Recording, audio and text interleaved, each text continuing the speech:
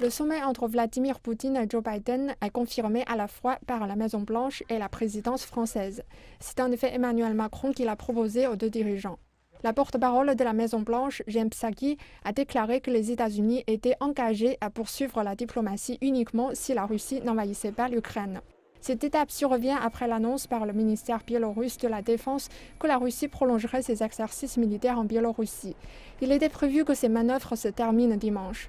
Le Kremlin a exhorté Washington et l'OTAN à prendre au sérieux ses préoccupations sur la sécurité de la Russie. Le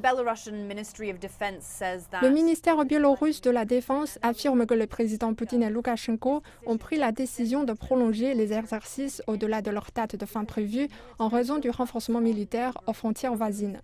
Ils ont aussi évoqué l'aggravation de la situation dans la région du Donbass, dans l'est de l'Ukraine. Ils ont précisé que les pays voisins s'armeraient.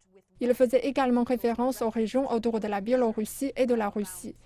Bien que ces exercices soient planifiés auparavant, il est maintenant fait mention de l'Ukraine voisine et aucune durée concernant la présence en Biélorussie de soldats russes, dont on estime le nombre à environ 30 000, n'a été communiqué.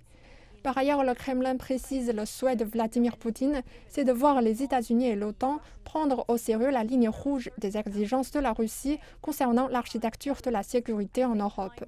Le chemin semble encore long, mais la baraque des pourparlers par téléphone devrait avoir lieu entre le chef de la diplomatie française et son homologue russe ce lundi.